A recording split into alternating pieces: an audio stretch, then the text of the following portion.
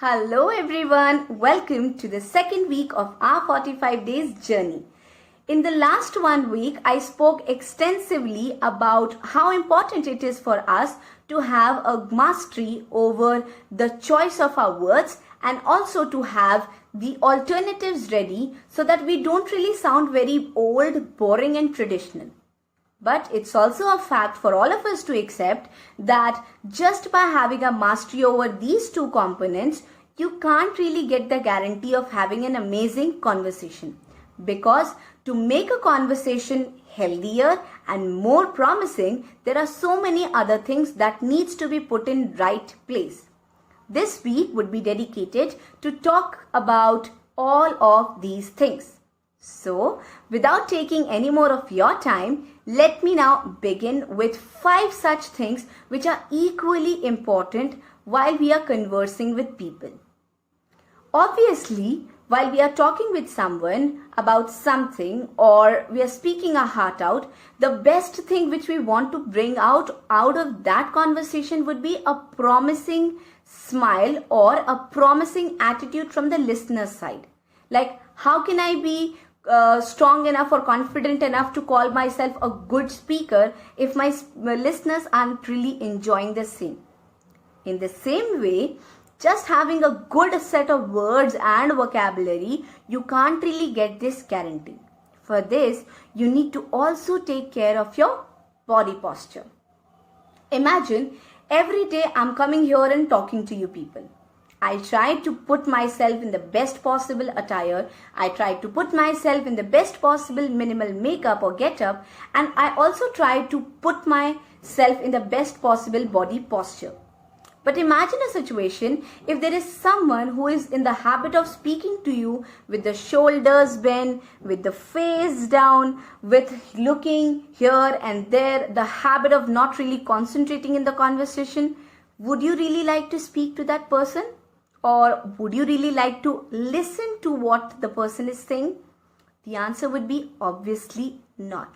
So apart from having a good vocabulary, it's equally important to take care of your posture. Try to sit straight while sitting and try to stand still while conversing with people. I come across a lot of students who are amazing in terms of conversation, but they also have a habit of constantly moving while speaking. I mean, what is happening? Is it an earthquake that only you are feeling and I'm not able to feel? Obviously not, right? So the first takeaway for you from this video would be, number 1, it's really very important to take a really good care of our body posture, especially when we are conversing with people. Now let's talk about number 2, your emotions. Now, especially when you are in a professional environment or a formal environment, it's always a great idea to have a very balanced emotion. I know that emotions aren't something which can be controlled, but the way you present them to people or the way you reflect it to someone, that can definitely be controlled by practicing over and over.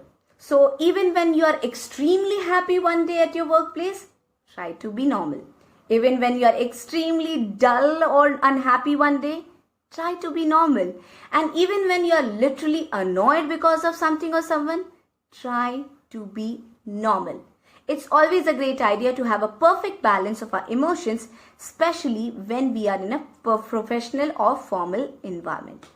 That brings me to my option or tip number 3, that is looking at your speaking style. Now, there are people who have a habit of speaking very quickly and not really listening to other people. And there are also people who are like, okay, we are going to talk about this and that and this. Having a conversation with people belonging to either of the two categories becomes really difficult. So, it's a great idea to keep a watch on your pace and also your speed of conversation. That should be again, different according to the age group and the person you're addressing. Especially when you're talking to younger ones, it's always a great idea to speak slowly. And especially if somebody is learning a certain language and you are speaking to someone in that language, it's again a much better idea to speak slowly and softly. The softer you are in your speech, the easier it would be for the listener to comprehend what you are saying. Now, let's talk about my tip number 4. Checking your facts. Today, since we are in an extremely politically active environment, socially active environment, all of these things are so active around us that we can't really afford to say a wrong fact in front of someone, especially when we are conversing in public. I know that we all have a personal thought process when it comes to appreciating a certain person, or not really appreciating, or maybe in the other ways criticizing a certain person. I don't really think that I'm anyone to comment on either of the two things, but yes, it's important for us to keep a watch on the facts. When we are speaking in public, it's always a great idea to have a perfect check on our facts. Now it's time for me to talk about the 5th and the last tip in the process. Have the best attire on you while conversing with people. Now, when I say having the best attire, I don't really mean that you should be going to the most expensive ball and choosing the most expensive dress or doing something like that. No, not at all. What I really mean is, while having a conversation with someone, and especially in public, it's always a great idea to choose a comfortable dress. A dress in which you are really comfortable, a dress in which you don't really have to worry so much about what will happen if I take my hands up in the air, or maybe stretch my legs, or maybe twist and turn. So it's always a great idea to keep a check on your choice of attire as well. Well, I really hope that if somebody is taking care of all of these 5 things, along with the choice of words and having a good amount of alternatives, then that conversation will be definitely much better as compared to a normal and dull conversation where we are not really taking care of these things.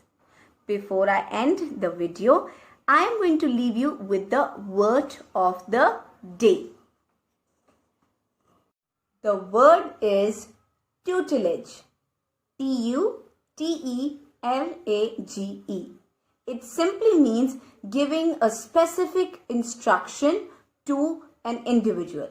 So, next time if you are giving an instruction to someone in person and specifically to that individual itself, consider saying that I would give the tutelage to you, instead of just saying I would give the instructions to you. I really hope that you enjoyed this video and you got to learn something new. I'll be back once again tomorrow. Until then, stay home, stay safe and stay calm. Jai Hind.